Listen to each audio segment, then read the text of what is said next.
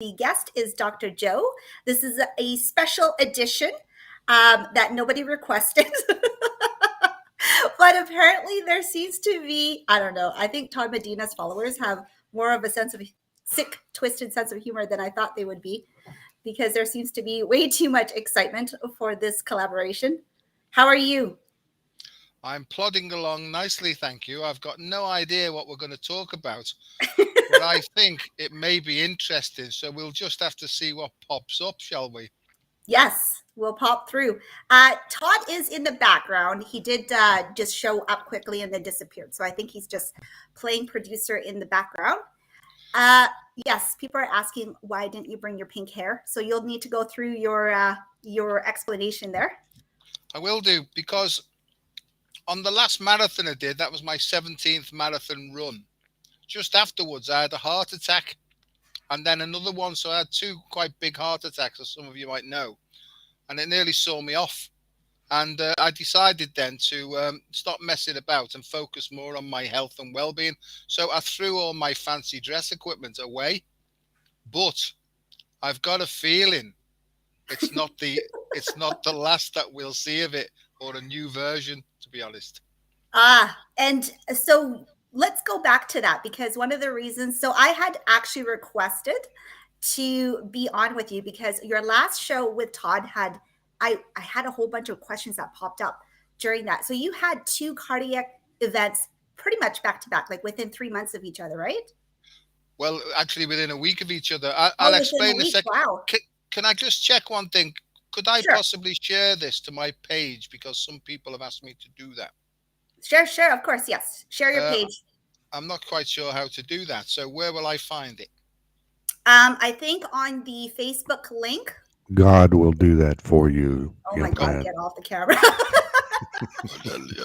That's the voice of God we're all I'll doing. I'll tag you on it right now. Thanks Okay. very much, Todd. Hmm. Yeah. So what actually happened was, I do a lot of charity events, running to collect money, mostly for animal charities.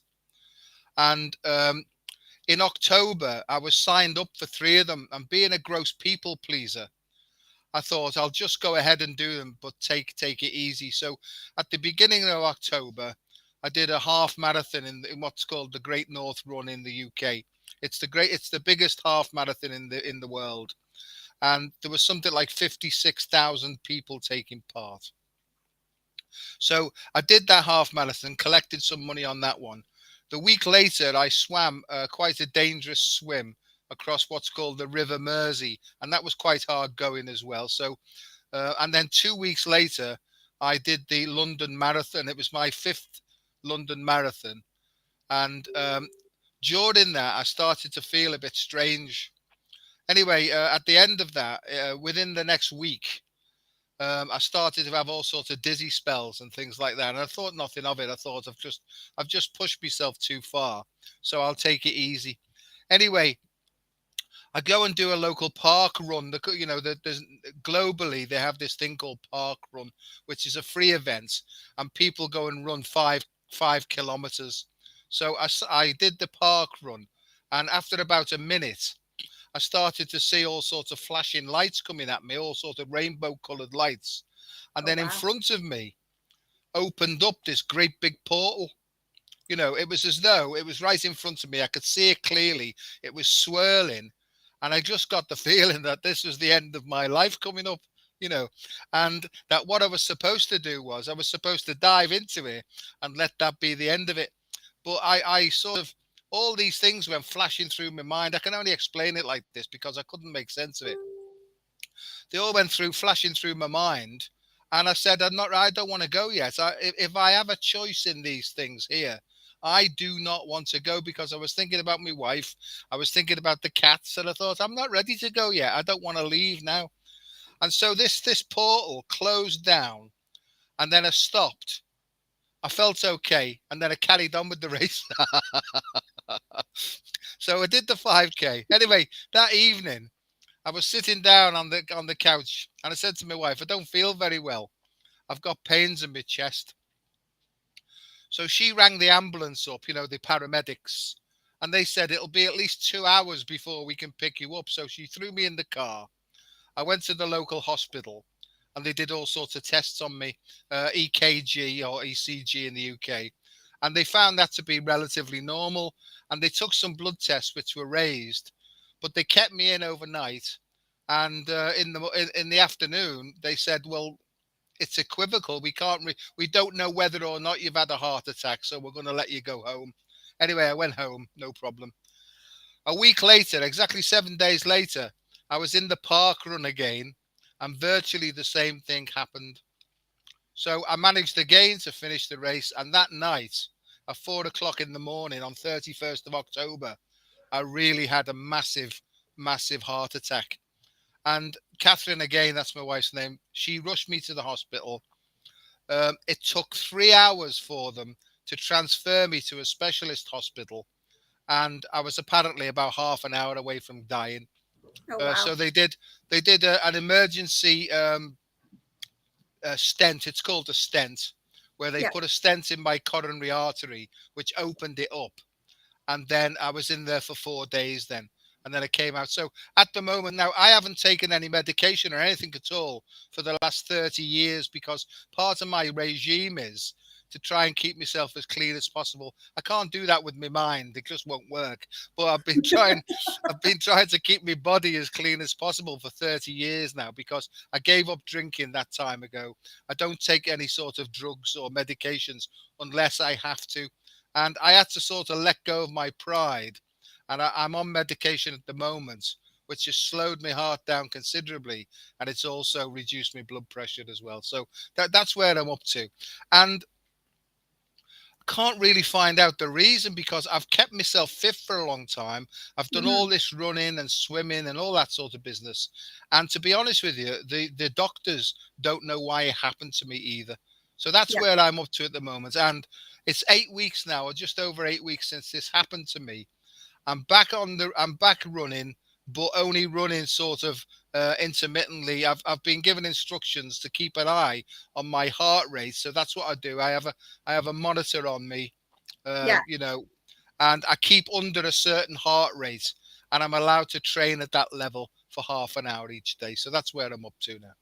Okay. And so it's been 2 months since your, we'll call it your near death experience, right? Where Hmm. you actually had you had physically like started to see what I would call the death portal. Now this the death topic has come up quite prolifically, I would say, within the last year. Like it's been quite intense for everybody. I think a lot of people had to dive deep into that, what we would call a darker, more dense emotion of humanity, and really go move through it. So what I have been wondering about for you is, a lot of people describe their NDE as like they see a light and then they're trying not to go towards the light.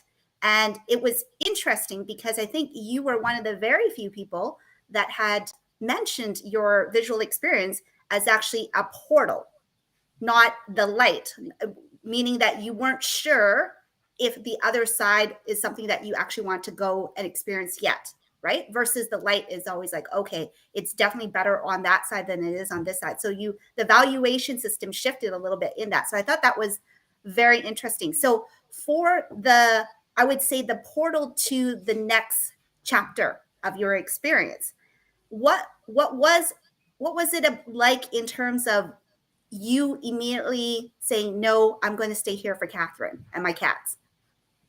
Yeah, it was almost like the attraction towards the portal stopped. It's Yeah. almost as if the magnetic attraction just went away. The portal closed down.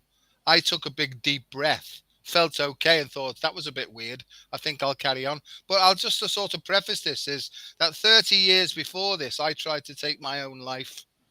Right. After years and years of stress and anxiety and depression and just not knowing what the hell was going on with me, I tried to do myself in and I made two serious attempts to do it. Yeah. And on one of those occasions, I actually entered, right, that tunnel again. and actually went to the light and came out of the other side. And I've actually been on the other side of that one in a different dimension, in a world that was absolutely beautiful. And what actually happened to me on that occasion was I was almost turned round, kicked up the bottom, and told, son, your time's not ready yet. Right. We're going to show you how to actually do this a step at a time. This is when I gave up drinking and everything, I've had lots of these sorts of experiences. And at the time, I didn't know that the portal was the same tunnel and stuff like that. Um, but as I say, the last time it happened to me, when I went through this tunnel and came out into the light in a completely different world, I felt that feeling, that everything stood still, time Yeah. stood still. The peace that passeth all understanding descended upon me. I got a feeling that, as I say, I was turned round and got the impression. It was almost like a voice to say, son, you're not ready yet. You signed up for this. If you can't take a joke, you shouldn't have signed up. There was a lightheartedness about it. And then I got the feeling of, we're going to show you now, step by step, of how to improve the quality of your life. And then if you show other people, that's almost like your mission. And that's what I've been doing, Hung, for the last 30 years. I've been doing that a day at a time, trying to follow that. So this thing that happened to me on the run, I don't understand why it happened to me at all. I don't. So in terms, okay, so when you attempted suicide, how long ago was that? What was your first attempt? 30 years ago. 30 years ago. Was there another attempt after that? Yeah, Between that? I made a couple of attempts. In fact, on one occasion, they found me. I was so off my head on drink and stuff that I was trying to throw myself off, a bridge, and somebody came over the road and dragged me back, and then there was more ambulances called. So I was in a confused state for a long time, always trying to destroy myself. But obviously, I wasn't meant to go at that time. So when you first encountered the portal, has that experience shifted from the most recent one? Did you Yeah, yeah. feel, was there, like, visually, emotionally, what was the big shift? The big shift was on this occasion, there was no fear.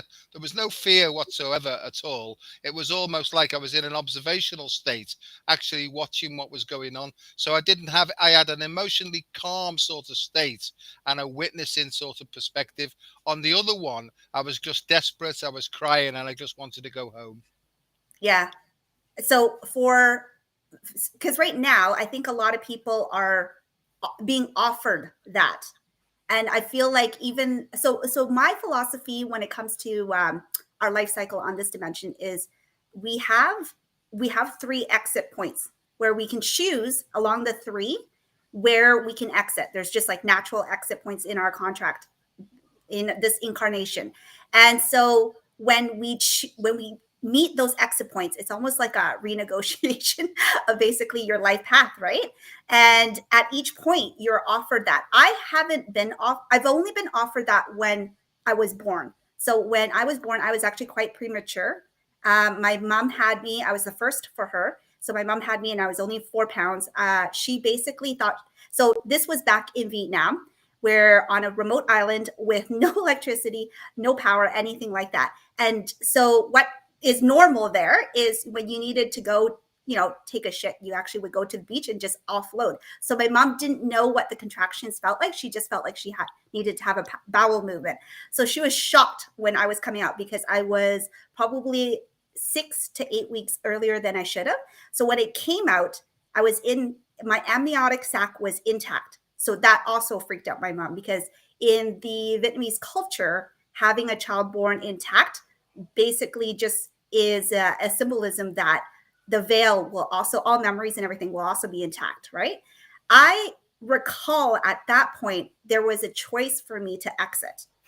So it was one of those things where but I don't recall portals. I don't recall anything. I just recall just kind of gently from the other side that I can choose to live or I can choose to move to a different dimension of experience.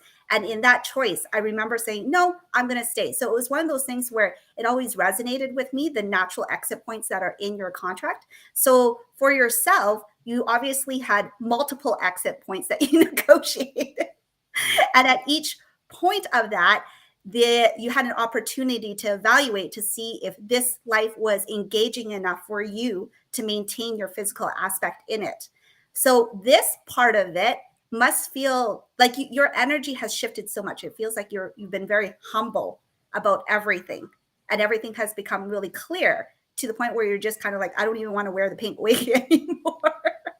You know what I mean? Like the foreplay of life is just gone, and you're just hyper focused in on like, let's just get to the main action, just get to the orgasm almost. You know what I mean? Which Yeah. is an amazing segue to the next topic, which I always was curious about. So because the other thing about Soul Speaks 5D is Morgan has been brilliant and been bringing on couples that identify with the divine union experience. And I think for this community, that has almost been like the gold ticket label for unions. So I know for yourself with Catherine, you've been with your partner for quite a long time, right? And how did you decide that your partnership with Catherine was like a life contract? I've been with Catherine for 10 years now, Okay. right? And I've been married 4 times. Okay, so this is my 4th marriage. And after my 3rd marriage dissolved, I resolved, that was me, ego resolved, never again, that I was going to travel the world and spend my time alone.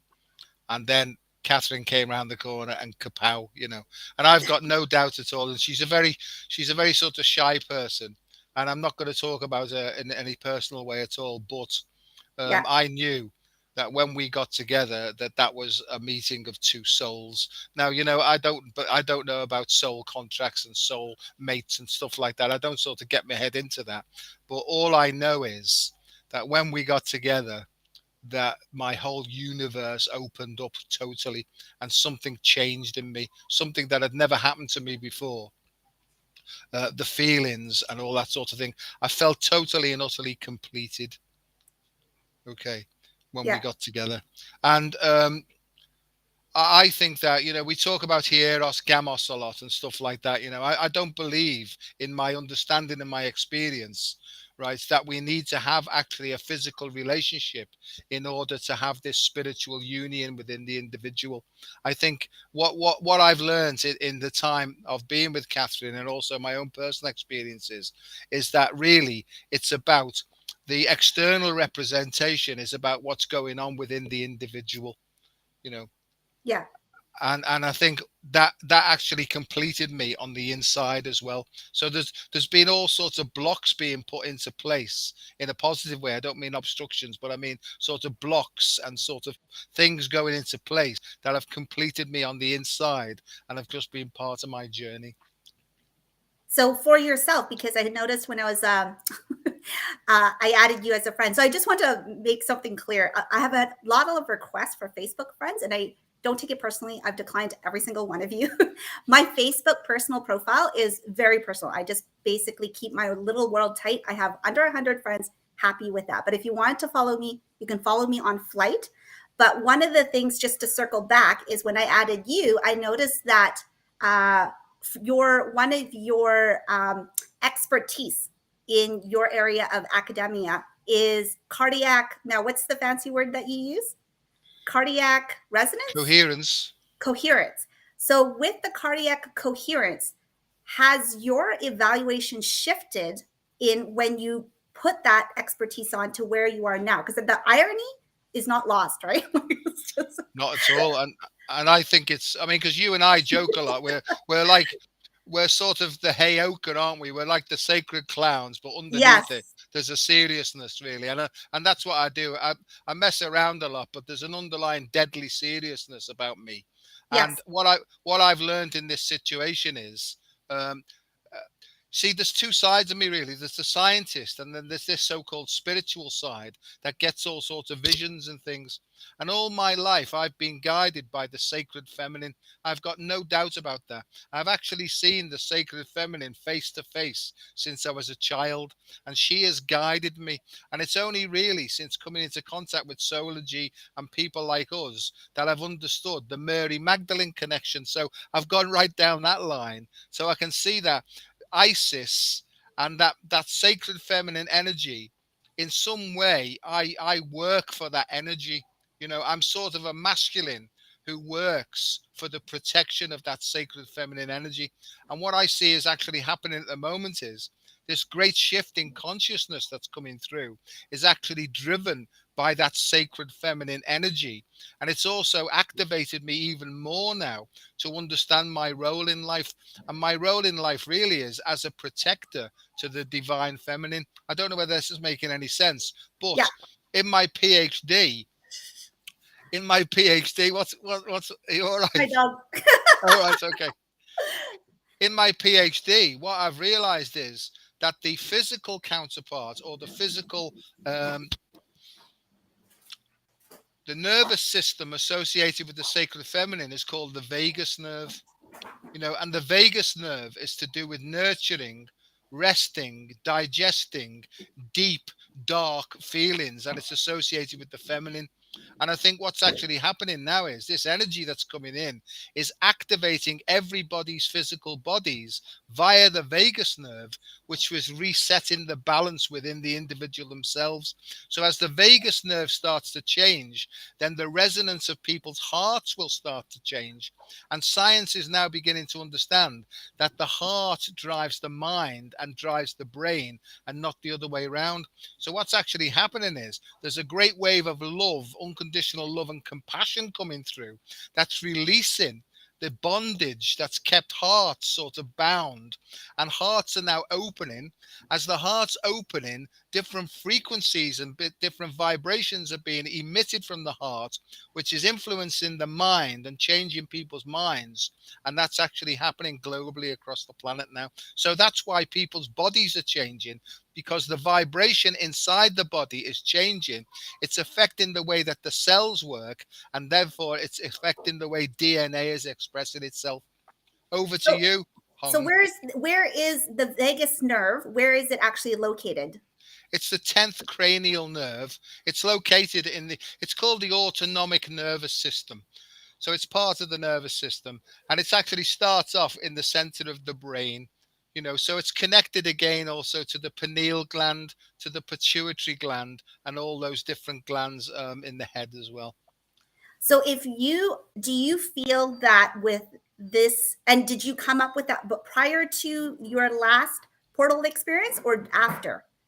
No, I knew that beforehand, You knew that because beforehand. yet what I've realized is the importance of breathing, because as we breathe, we actually stimulate the way that the vagus nerve works, and the vagus nerve directly affects the way our heart works. So that's why when we breathe at 6 breaths per minute, a balance takes place, and we can actually achieve the balance between the masculine and the feminine parts of the nervous system. So that's how we get to the 0 point, by actually breathing around about 6 breaths per minute. And that's what I'm trying to help people understand, that breathing's so important. Not only the frequency of breathing is important, but also the quality of breathing is important as well.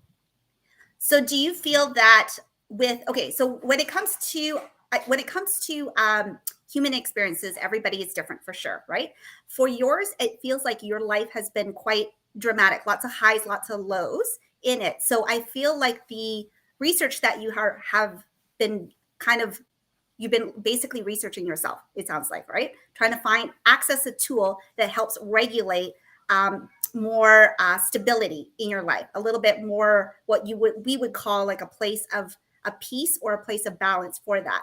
For those out there where their life experiences they don't have a lot of highs and lows and they're like borderline boredom, is there anything in your research?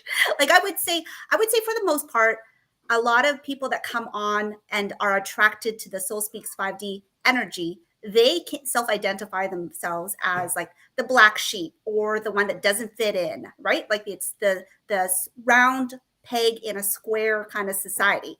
And that's where the struggle of incongruence happens. So for those that feel like they're numb or life is really boring or they can't access anything a little bit more magical, like whatever you want to call it, is there a different pattern of breathing that can activate a different part of the heart resonance. Does that make sense? Yeah. I also have a theory that the heart is connected to the 12 cranial nerves. There are 12 cranial nerves, the vagus nerve being the 10th of them. So that's the most important. However, the other 11 are important as well, and also representative, if you like, of. I see that the heart is the Christ center, and the 12 cranial nerves could represent the different disciples, the different disciplines, and the different dimensions of what it is to be fully human. This now realigns with the ancient Kabbalistic information, where we used to have 10 spheres of consciousness, which have recently been reset now to 12 spheres of consciousness. So this is where my heart has taken me on my journey into ancient Hebrew, the Kabbalah, into Taoism, into Mantak Chia's fusion of the 5 elements. So I've been taken all over the globe into different cultures to understand how all this fits together. So to get back to your point is, the first thing I would suggest to people, first and foremost, is tap their heart and almost develop or redevelop a relationship with their heart first. So and basically what I do first thing in the morning, Hung, is I tap on my heart and I basically say, hello, is there anybody in there? Because my whole life was so miserable and responsible and unhappy that I've realized that lightheartedness, seriously, lightheartedness is the key to freedom. And when I say lightheartedness, I don't mean stupidity. I mean a light heart actually influences our brains more and our minds more. So to go back to your question, is to tap on the heart and get a sense that from the palm of your hand, you're actually drawing in a pleasant, gentle, healing, healthy, loving energy. So it's like this: in, 2, 3, 4, 5, stop. Out, 2, 3, 4, 5, stop. And it's to get that feeling there of a gentle, healthy energy that's nurturing for you. Okay. And if you practice that for 3 10-minute sessions a day, religiously, or maybe that's the wrong word, spiritually, some more the proper word, Lightheartedly. yeah, wholeheartedly. I swear that if you put that on the top of your list, find a quiet place, maybe play some pleasant music, and just get into breathing that, what actually happens is it's almost as if it opens up and a new source of intelligence, or not a new source, but a very ancient old source of intelligence reconnects with who you are now and starts to then feed you with the information that's personal to you and your own soul's journey. And then you can actually say to it, because it's your higher intelligence, you can say, I honestly don't know what's going on here. Right.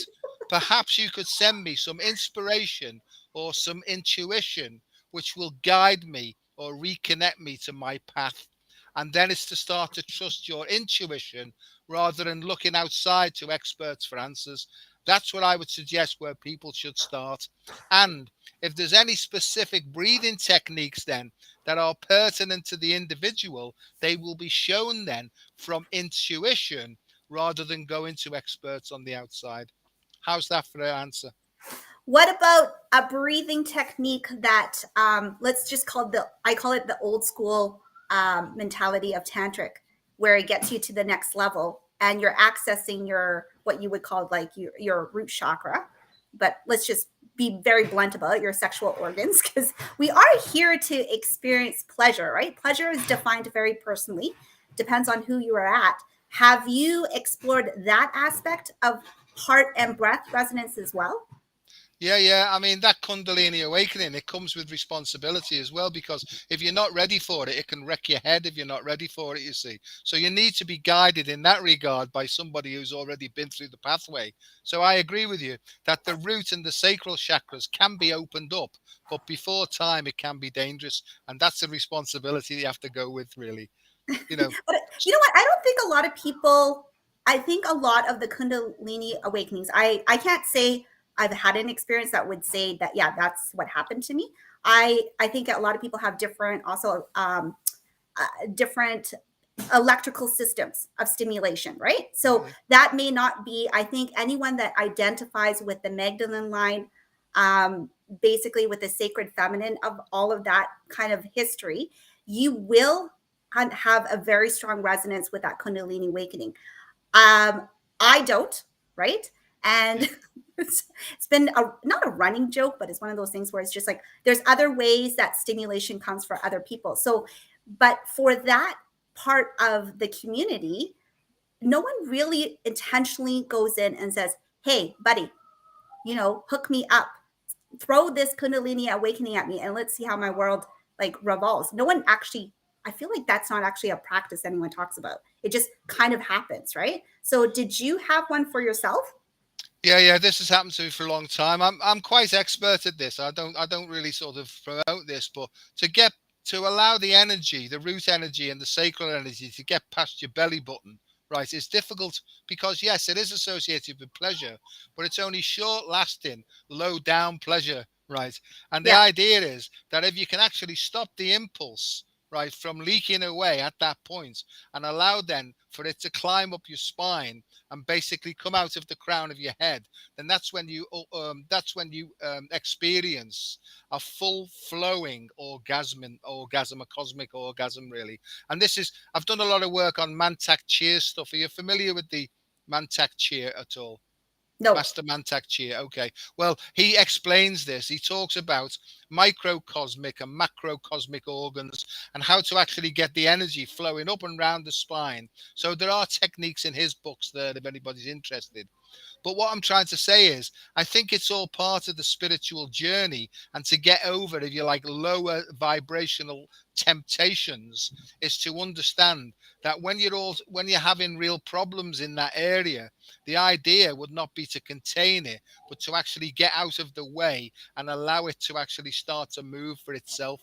But like I explained before, as this energy comes up and releases blockages in the other chakras, you've got to be able to know how to handle the release of those energies as they arrive.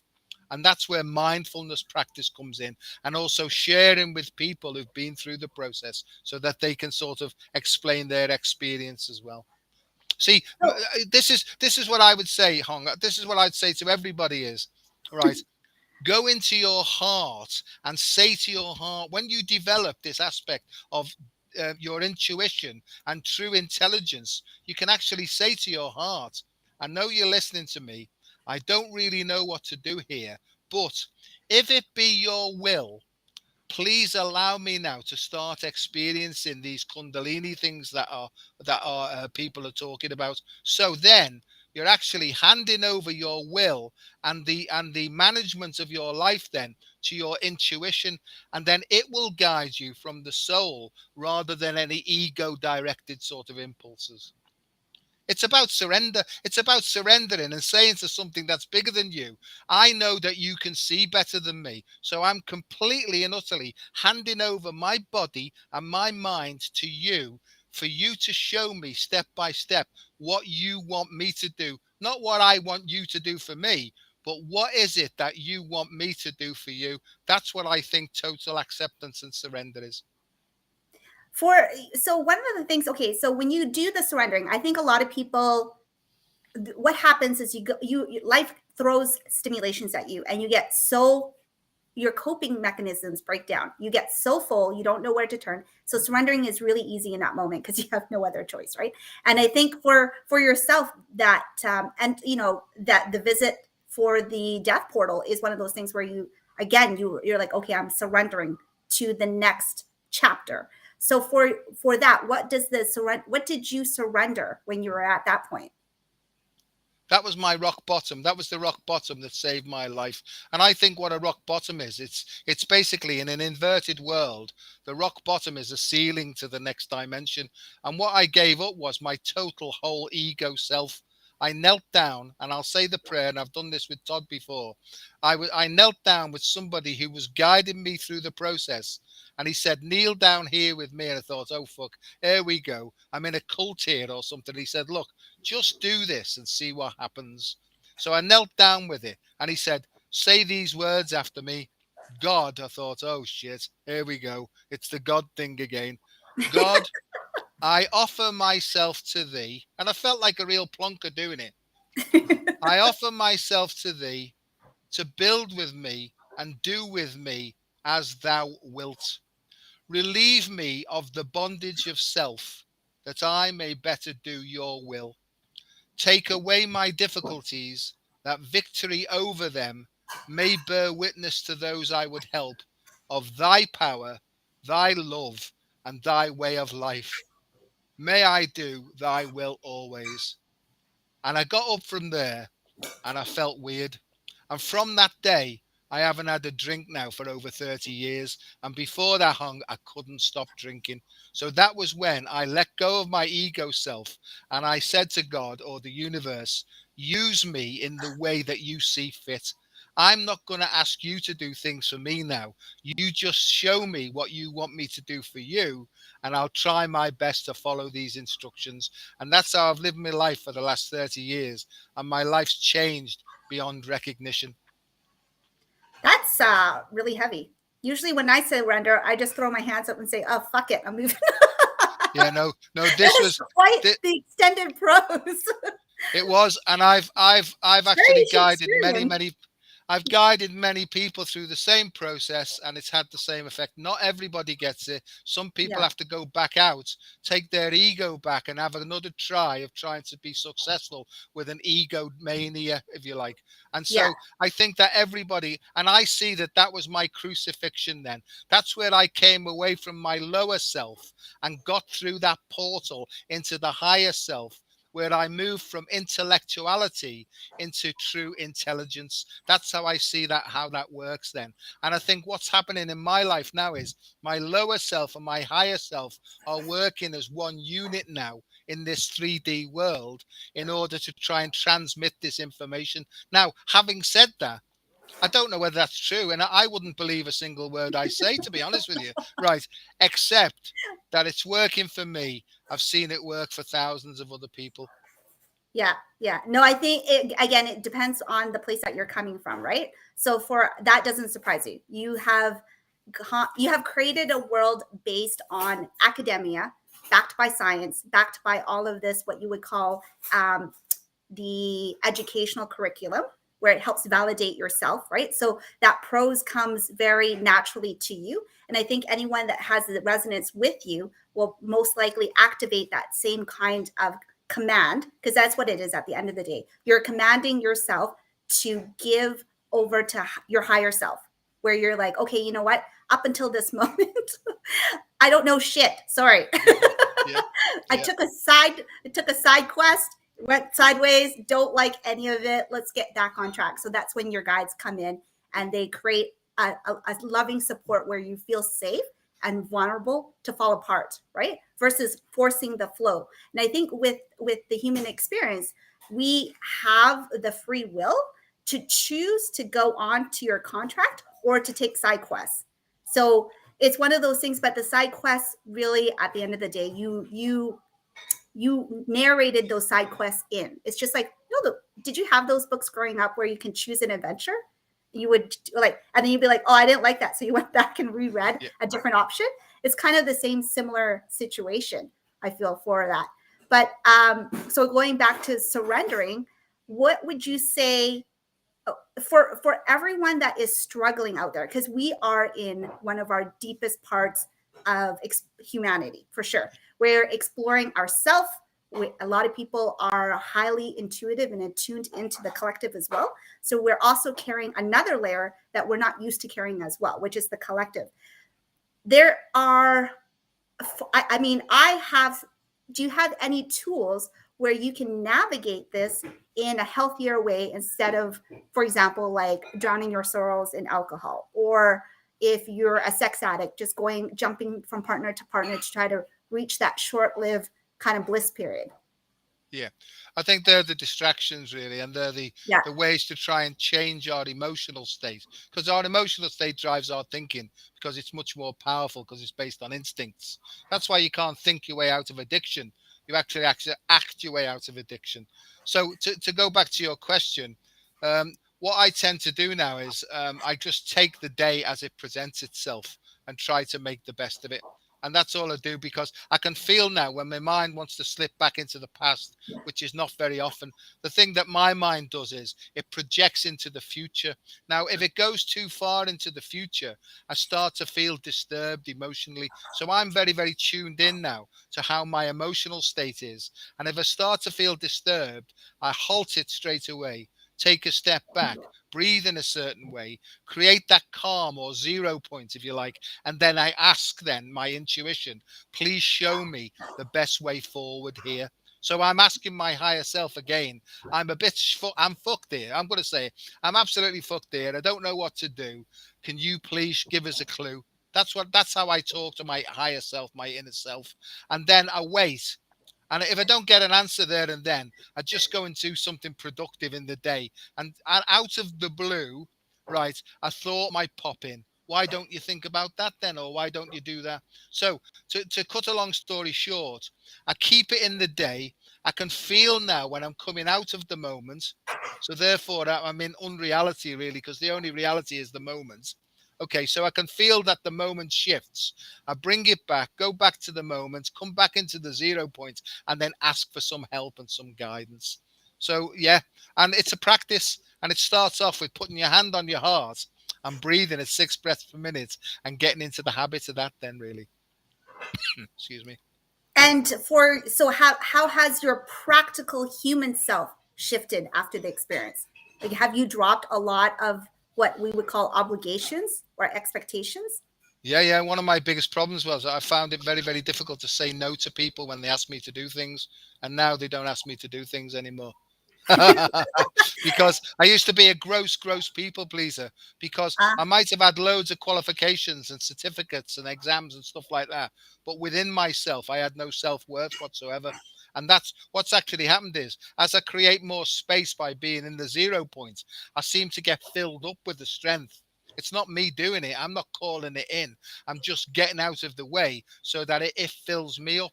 See, Hung, I don't think I do anything anymore. I think I get done to.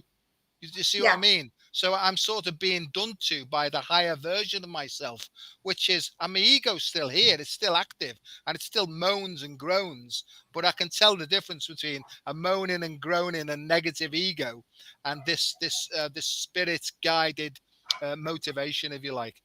So that's where, I mean, it takes practice. It's like everything else. Intuition doesn't just come straight away. You have to sort of feel it, listen to it, be silent, and allow it to come through, because it's coming through from very, very subtle dimensions of consciousness as well. You know what? I feel like that's actually not the case anymore. The energy is coming in; they hit you pretty hard. Like, it's one of those things where if it's something that you do need to actually check off before you exit this world, like yourself, right? It comes in hard. There's nothing subtle about, back to back heart episode. That is a very physical thing that you have to confront. So I think a lot of people are at that point where the time lapse is gone.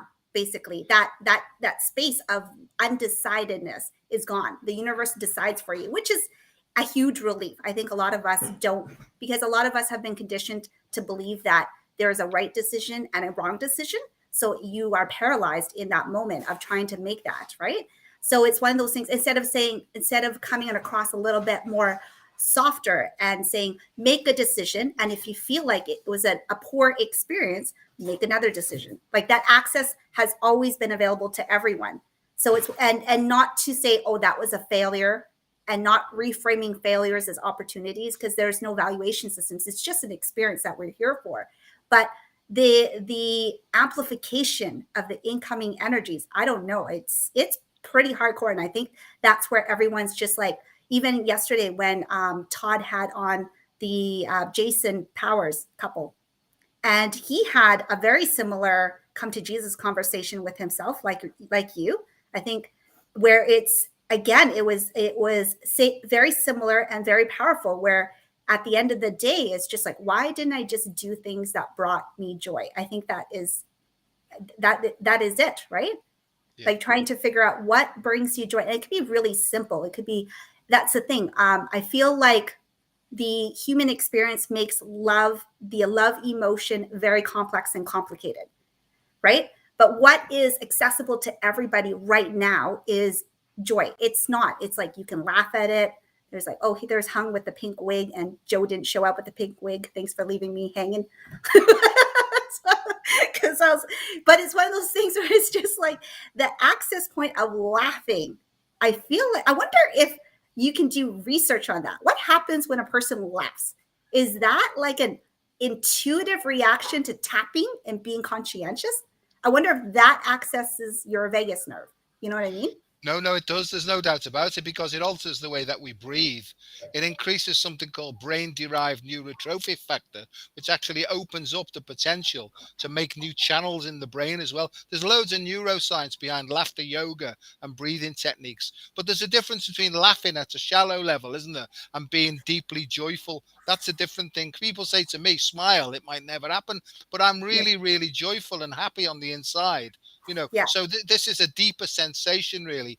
And what I see about human love in the 3 dimension is all about possession, and that's Yes. where people are hanging on now for dear life to their partners, to their possessions and everything. And the energy that's coming in, which is this vagal sacred feminine energy, is a releasing energy, which is gently, basically knocking shit out of them, right? To say, let go. Essentially knocking shit out of them. Yeah. It's almost like, I call it punching with love, Ah, So it's basically saying, right, you're gonna have to let go of this. Just let go.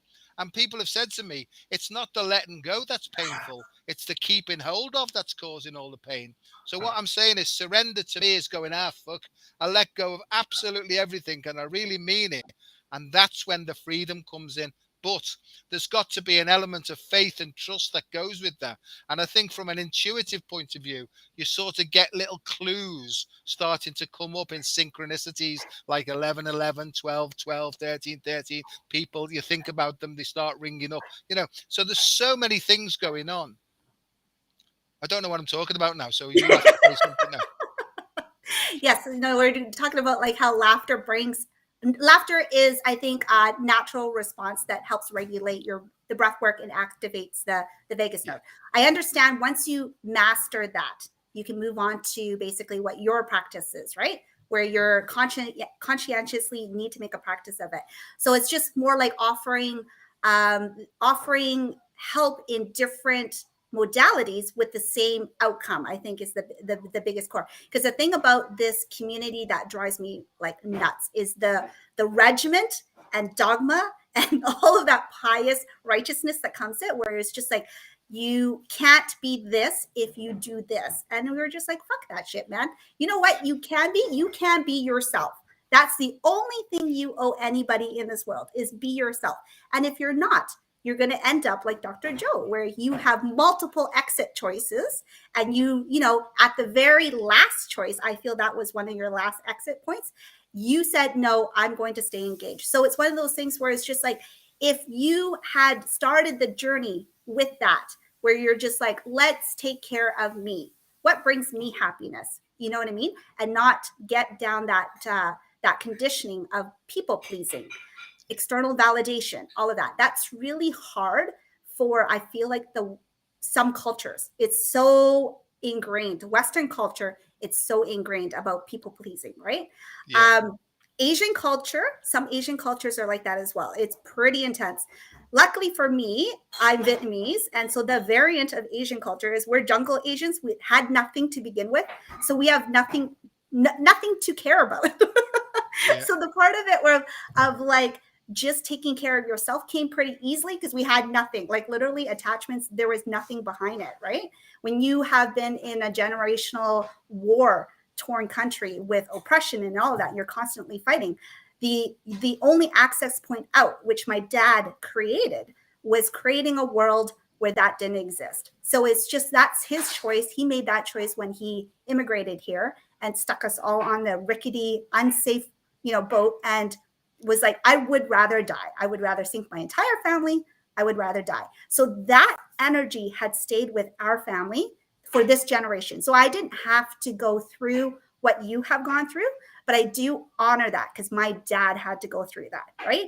And it's one of those legacies where it's just like, anyone that's watching that now, because we are in such dark times, regardless of what choices you have been made, there's always the choice to just be happy for yourself.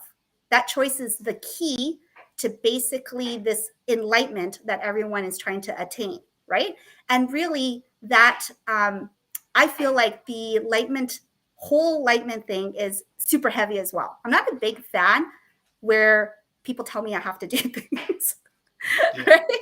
But I am a huge fan of leaders that step up and say, this worked for me. Here is my trial and error journey. I love that. And I think a lot of people love that too, because it's not like, here is what the Bible says, and you got to follow like steps 1 through 10, instead of saying, you know what, there are many steps in this lifetime. You choose the one, you identify the one that works for you, and you're allowed to change your mind. The entire step, you can change your mind. Like you can, after this, you can decide, be like, you know what, I am 100% ready for alcohol. Let's see what happens. Yeah. Right? Where you're like, I'm going to alchemize that alcohol. Because that's just as brave-hearted to me as you deciding to go run for 30 minutes. Like, to me, I'm like, you're crazy. You know, that brought you to the brink of the portal, yet here you are pushing your boundaries yet again. I like, it's crazy, but not out of context, because that seems like the type of person that you are, right? Always breaking down the boundaries. Like, training your heart out of, I think it's more irony. Yeah. No, I agree. Yeah, no, you're not going to take me out. I'm going to take myself out, and it won't be the heart aspect of it. It's going to be like a bullet to my head or something really funny like that. Right? Yeah. No, I agree, and I love the irony. It makes me laugh on the inside. I think it's hilarious, that Yes. the universe or the cosmos has a great sense of humor, and that's what it's come down to me. It's a sense of humor. I think that is the sixth sense that they're talking about. And I think the ancient Egyptians knew this, really, that they knew that the key was in the heart, and the key was lightheartedness. It's great. It's, to me, this is a great big guffaw. It's like a guffaw to me. It's a great cosmic joke, this life, really. Yes. And one thing I've realized as well is there's a point when, after crucifixion, you realize that you're immortal, and the body and mind is just the vehicle through which the soul is driving. I see that clearly now. I feel it completely. I feel separated from my body and mind. And it's almost like the soul is saying to me, let's see what we can do with this old body now, Joey. Yes. So let's do, and that's where I feel. So we talk about embodiment, soul embodiment, and basically the soul radiating through this physical vehicle. I think that that's what's happening to Joe at the moment now. He's being used as a sort of role model for, look, this is how it can be done if you do it in this way. And I agree, by the way, there's no right or wrong. Can I just say this? What I found out is you can't get rid of judging people and judging things by saying that I don't judge anymore. Judgment is taken away from you. Once again, it's a gift that's given to you. It's taken away. So judgment lessens, and then it goes. That's my experience. I think the judgment experience goes away with every experience that you have, right? Yeah. I think the most relatable one that a lot of people can go through is, my favorite one is when I became a parent. I said all of these things, like, I'm not going to let my kid do this, and then my kids are born, and I'm like, man, I was handed my humility on a platter, right?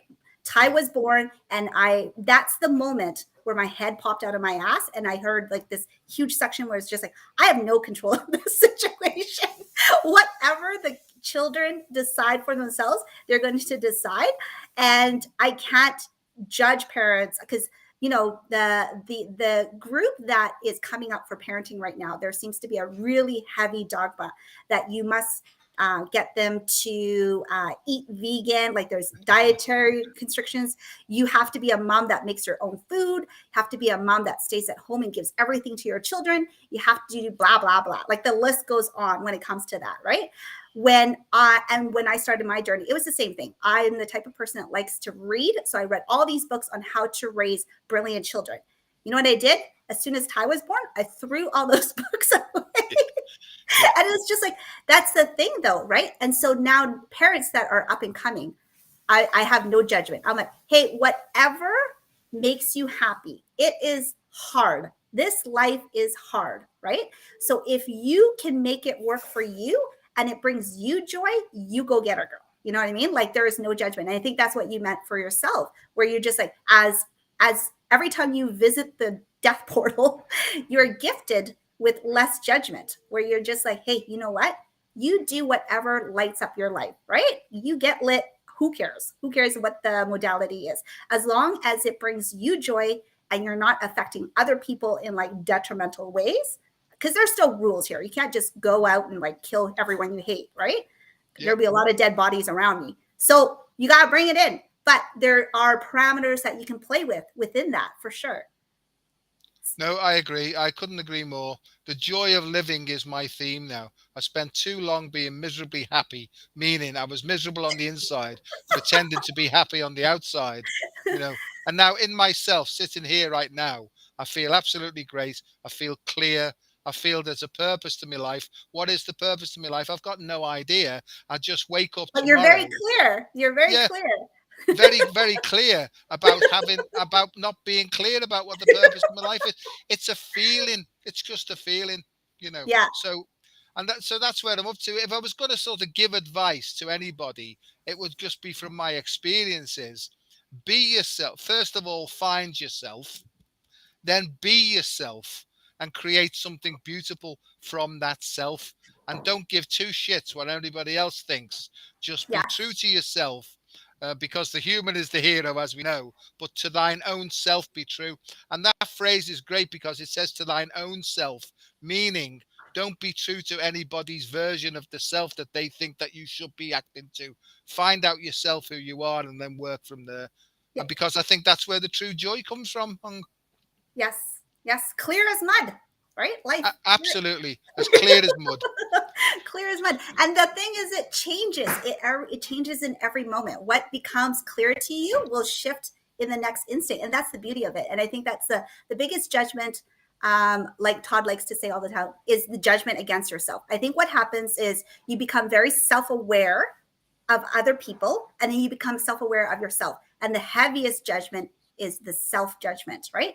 Because Yeah. I'm really good at judging. I made a career out of judging. Okay. And I still make very good money judging other people in my career. But then when it comes to, but it's like that part of the judgment is more of I would call materialistic part, which is the human experience, right? We are Yeah. here in the physical aspect. So creation and touch and feel is very integral part of the human aspect. So, but when you shift to the other side, it's a balancing work. You shift to the spiritual side, you understand that judgment is just a tool used to see where you are at when it comes to your own personal evolution, right? That's really what it is. Because if you don't have that, when you realize that none of it matters, it's a cosmic joke. No one is we're not going through ascension. Sorry, people. You know what I mean? It's just no one's saving us. Aliens might take us over and use our bodies to breed. All of those are valid points, but it doesn't matter. At the end of the day, it's just like, what did you do with your 5 minutes here? You know what I mean? Like, who cares? What did you do? And the most important thing is, with your 5 minutes here, were you able to find the full spectrum of emotions, whether it's dark all the way to light, or I don't even like using that. It was more like the deep, like deep part of grief, death, all of that, to the very high elation of bliss and joy. Were you able to find all of those? And if you weren't, that's, I think, what happens is you cycle back for another round. You know what I mean? Couldn't agree more. I see it as a piano keyboard with all the 8 octaves, and I see that you've got to be able to play every single note on that. Yes. And each Yes. one of those is a feeling. And then Yes. there's the deep feeling, and there's the light feelings as well. There's the yin and the yang, and we Yes. need to experience every single one of them before we become fully human. And then when Yes. we've done the fully human experience, we can then go and become fully Venusian then, or Martian, or something else. And I Exactly. think I think that what's happening now is the time differential's changing. It's rapidly increasing so that humans can experience things much more quickly now. So as you said before, I think more and more this energy's coming in, bringing in experiences, bringing in feelings, and then we're moving along in that. I don't believe in ascension as such. I don't believe in descension. I think we're just in the same place, experiencing different feelings, and that's what creates this time distortion feeling stuff, you know. Yeah, exactly. So what has always been here, the only shift is you recognizing what has always been here, right? Yeah, So yeah, that's where the awareness part of it comes in. So everyone out there, like, I am absolutely fascinated and taken by the Atlantis timeline. Depends on who you are, right? So it's just like it is here. I just need to figure out an access point to interact with it. So the intersexuality, not sexuality, intersectionality of that is where you can put your passion projects into, I feel. And that's what ignites the soul, where you're just like, because a lot of people are also saying drop the narratives, right? Where you're really identifying with one. And I'm like, you know what? If the narratives empowers you, you don't have to drop it. But at least be aware who is in the driving seat of the narrative, right? Because once you realize that, like, there are a lot of people that love the victimization narrative, and that is powerful for them, because somewhere along the line of that victim narrative, they're going to come out a hero. You know what I mean?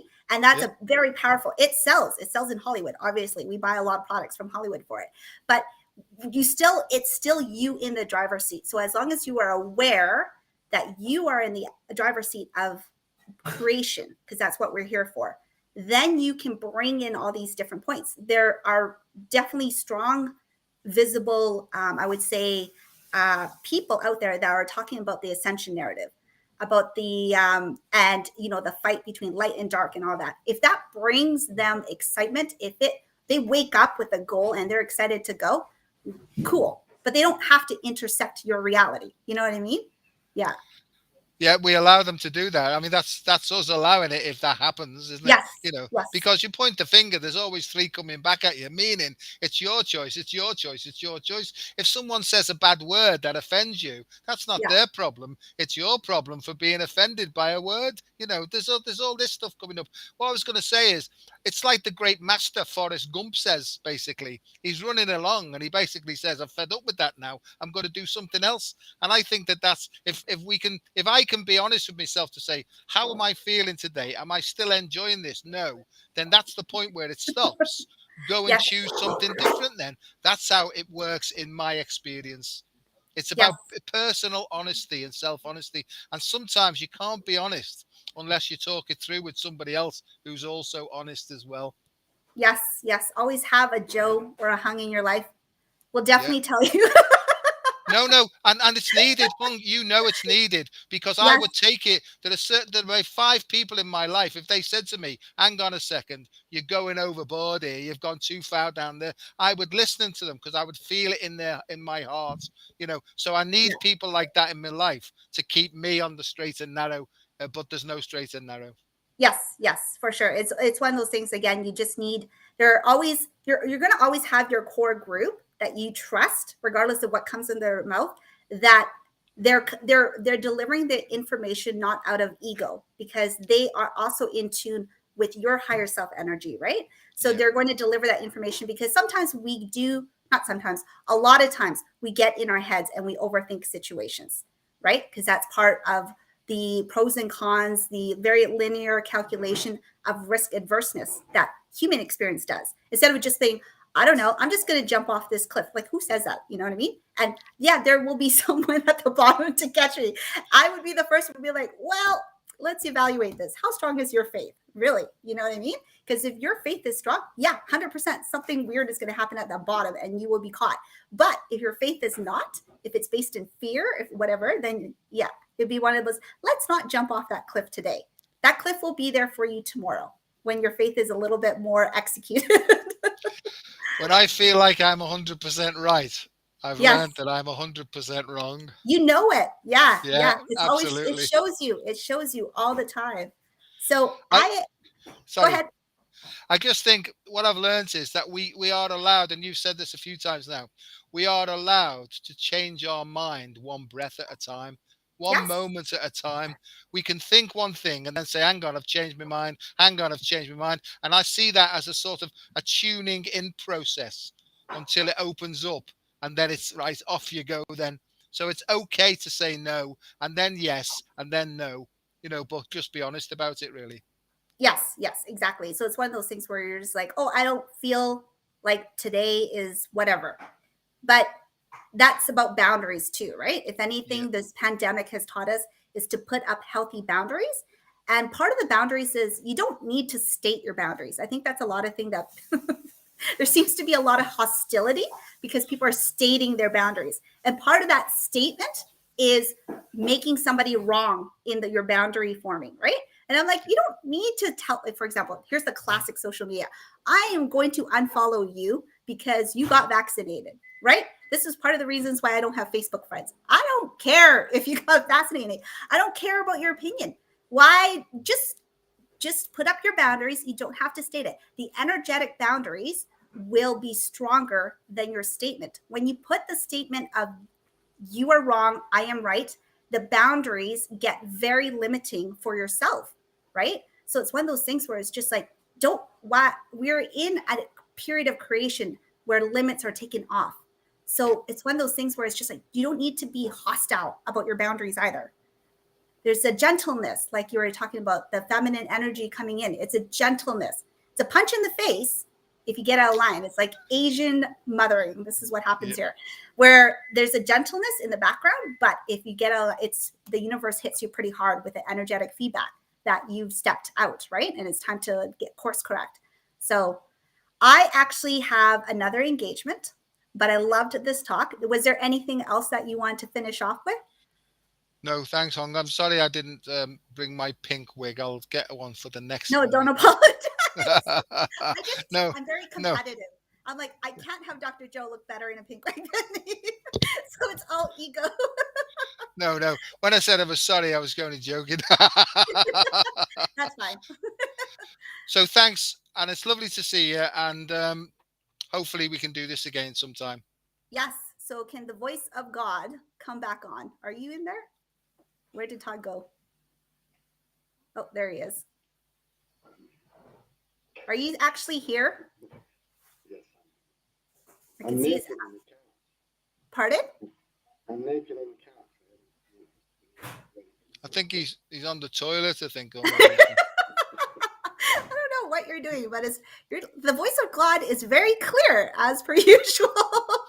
What's that? Speak up, Sonny. I can't hear you.